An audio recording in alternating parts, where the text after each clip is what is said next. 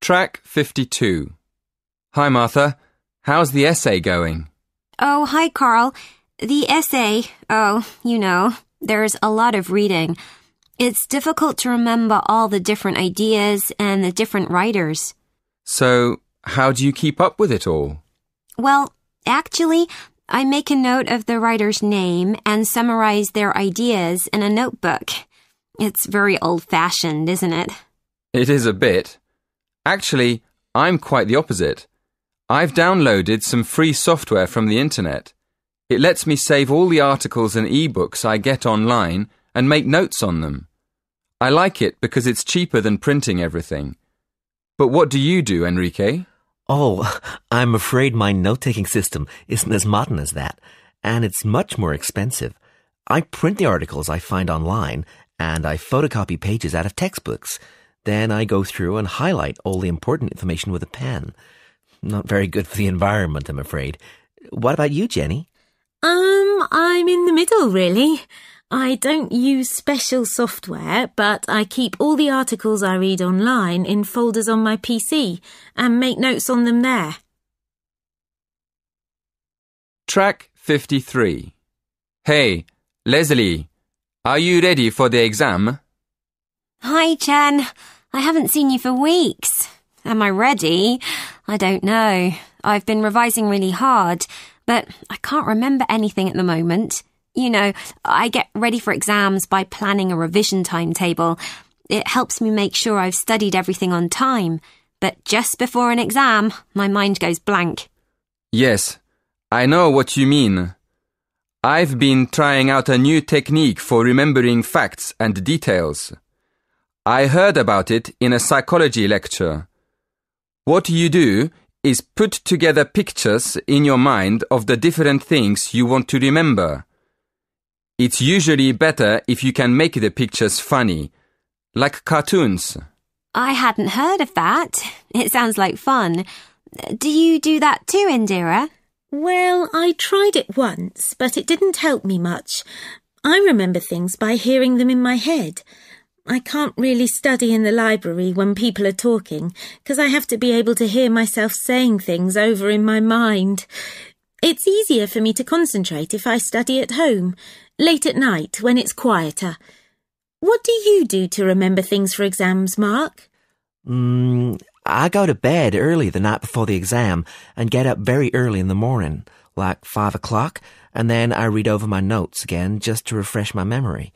I know a lot of lecturers tell us not to do last-minute revision, but it works well for me. Track 54. Excuse me. Yes? Can I take my phone into the exam if I switch it off? Your mobile? No mobiles are allowed in the exam hall. You can put it in your bag, though. Okay, but then what do I do with my bag? Bags go in the lockers, down the corridor on the left. There are keys in the doors. Just lock the door and take the key with you. Over here. Look, have a look at the poster. When you've put your things away, go to the main door of the exam hall and show the supervisor your student ID card. Oh, okay, I see. So I show my ID card at the door, and then when I get into the exam hall, I need to look for my examination number? Is that the same number as my ID card? Yes, that's right. The same number. So where should I look for it? Your examination number will be on a desk. Ah, right. Thank you very much. No problem. Good luck. Track 55. Hi, guys. Is everyone set to study for the exams then? Does anyone have any hints about how to get ready for them? I'm not sure where to start, really. Any ideas, Barbara? Well, Mac, there are lots of things we could do. I mean, we could start by looking at old exam papers, or we could go through all the lecture notes for each subject. What do you think? I think it's better to go through this year's lecture notes first. I mean, the exam topics might have changed since last year. Do you agree, Jerry? Yeah, I think you're right. The lecture notes will tell us what the main topics of the subject are. Do you think we could ask the tutors what the exam topics might be? I think we could ask, and they might tell us roughly what to look at, but I don't think they'll tell us exactly what the topics will be. I think it's a good idea to ask them, just to know what to focus on. So, what's next? What do you think about reading all the books on the reading list? Jerry? I don't think that's a very good idea. We can't read all the books. I think you're right. What I think we have to do is try to remember the most important details and arguments from the main writers and be ready to use them in the exam. Yeah, okay. Then the next thing to do is look at old exam papers and see what kind of questions we might get. Yes, that's where the old exams will help, looking at the type of questions. Right. So, when we've worked out which topics we need to study and remembered the main ideas, we can look at old papers and write a few practice questions. Yes, and that'll help.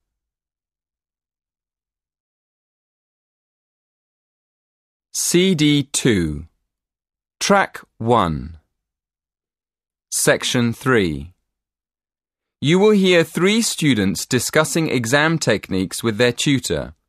First, in the exam, you will have 20 seconds to look at questions 1 to 4. Listen carefully and answer questions 1 to 4. Morning, everyone. I thought we'd get together today and just talk about exam techniques. I'm sure everyone has different ideas about them. So, shall we find out what you do first when you get into an exam? Check that you have the right exam paper? It sounds funny, but students do actually answer the wrong exam paper sometimes. So check that it's your exam first. Then what? Write your examination number on the answer sheet? Well, it might sound obvious, but writing your examination number at the beginning of the exam can be a good idea. Apart from making sure the examiner knows who wrote the exam, can anyone say why? It can help you relax? Yes, that's right. Doing something easy like that gives you a chance to calm down. Right, so what do you do next? Read the questions carefully? Well, before you read the questions, what should you do? Read the instructions. Yes, you should read the instructions next. You need to know how many questions you have to answer and whether you have to answer all the questions or only some. What other important information do you need to check before you start? How much time you have? Yes, Jerry's right. You need to make sure that you know how long the exam is so you can manage your time properly. Before you hear the next part of the conversation, in the exam, you will have 20 seconds to look at questions 5 to 8. Track 2 Listen and answer questions 5 to 8. OK, what do you do next? Read the questions? Yes, it's very important to read the questions, not just once, but several times. I usually make a few notes when I'm looking at the questions. Sometimes a question looks easy, and then when you start writing, you realize that it's actually more difficult than you thought. Yeah, but you don't want to spend too much time writing notes. No, but it's a good idea to jot down a few ideas to see if you can remember the arguments for the topics you studied most. Once we've decided, is it better just to start at the beginning and answer the questions as they appear on the exam, or should we start with the easy questions? Well, I start with the questions that I know better and leave the ones I'm not sure of for the end. That's what I do. But I still keep an eye on the clock, especially when the questions are all worth the same number of marks. Before you hear the rest of the conversation, in the exam you will have 20 seconds to look at questions 9 and 10. Track 3 Listen and answer questions 9 and 10. Mac's right. If you write one very good answer, but it's only worth 30% of the marks, you still lose the other 70% on that exam. So it's better to write our main ideas for a question, even if we don't have time to answer it properly. Yes, absolutely. We can't give you marks for writing nothing. But if you give us your main ideas, we can give you some marks. Oh, really? I wish I'd known that in my last exam.